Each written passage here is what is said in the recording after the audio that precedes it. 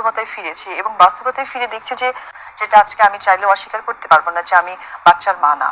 এমনও অনুষ্ঠান হয়েছে আমি বলেছি যে সাকিব কবে বিয়ে করছো, তো আমার কাছে মনে হচ্ছে ইটস লাইক ওটা ড্রিম ছিল। আমার আর সাকিবের বিয়েটা আমাদের বাচ্চা হওয়ার আগ মুহূর্ত পর্যন্ত ওটা একটা স্বপ্ন ছিল। প্রত্যেকটা মানুষ তাদের স্বামীকে বা সংসারকে অনুভূতির মধ্য দিয়ে ইউটিলাইজ করে। আমার অনুভূতিটা হচ্ছে আমার কাজ, আমার সন্তান, যার কারণে ওই গ্যাপটা খুব একটা বড় মনে হয় না। মানুষ ভুল করে, এটা সত্যি কথা, এবং মানুষ অনেক কিছু না বুঝে করে ফেলে। আমি বলবো সাকিবকে সে ভুল থেকে শুধরানো উচিত, তার জন্য না, তার দর্শকদের জন্য।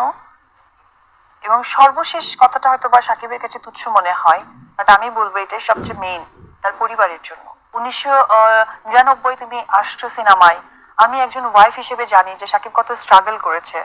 আমি আমার শ্বশুর শাশুড়ি, আমি তাদের পরিবারের কাছ থেকে শুনেছি যে সাকিব কত স্ট্রাগল করেছে। তাকে হচ্ছে সেকেন্ড হিরোতে কাজ করতে হয়েছে, তাকে ভালোভাবে খাবার অ্যারেঞ্জমেন্ট করা হয়নি, সেখান থেকে আজকে তুমি শাকিব খান এবং তোমার নামের আগে কিং খান বসে, এটা তুমি প্রাপ্তি। তো একটা কথা, আমিও অপু, আমাকে ইন্ডাস্ট্রিতে এসে অনেকবার সাফারার হতে হয়েছে, কারণ ওই মুহূর্তে সাকিব ভালো অবস্থানের হিরো ছিল না, বা সাকিব ওই অবস্থানে নিজেকে ওইভাবে প্রেজেন্ট করতে পারতো না যে আমাকে সেভ করতে পারবে। একটা সময় আমি আর সাকিব যখন প্রচুর ভালো সিনেমা উপহার দিতে লাগলাম, তখন সবাই আমাদেরকে নিতে শুরু করলেন যে আচ্ছা ঠিক আছে, সাকিব অপু একজন ভালো জুটি, এবং সাকিবের সেখান থেকে একটা কিং খান নামের পরিস্থিতি চলে আসলো। আমি এইটুকু বলবো যে তুমি অনেক চালাক, অনেক বুদ্ধিমান, তোমার কাছ থেকে আমার এই বুদ্ধি, তোমার কাছ থেকে আমার এই কথা বলা শেখা। তুমি যে কষ্ট করে ইন্ডাস্ট্রিতে নিজেকে জাহির করেছো, আমি যে কষ্ট করে ইন্ডাস্ট্রিতে জাহির করেছি, তুমি কাউকে ইজিলি জাহির করতে দিও না, কারণ আমরা সবাই কষ্ট করে বড় হয়েছি। আমার মা আমাকে বলে যে একটা মা হতে কত কষ্ট হয়, আজকে আমি বুঝতে পারছি আসলে একটা মা হওয়া কত কষ্টের, কত সাফারার হতে হয়। আমি 3 মাস বসে বসে ঘুমিয়েছি, আমি বিছানায় গা ঠাকাতে পারিনি। তো এটা তুমি বুঝতে দাও।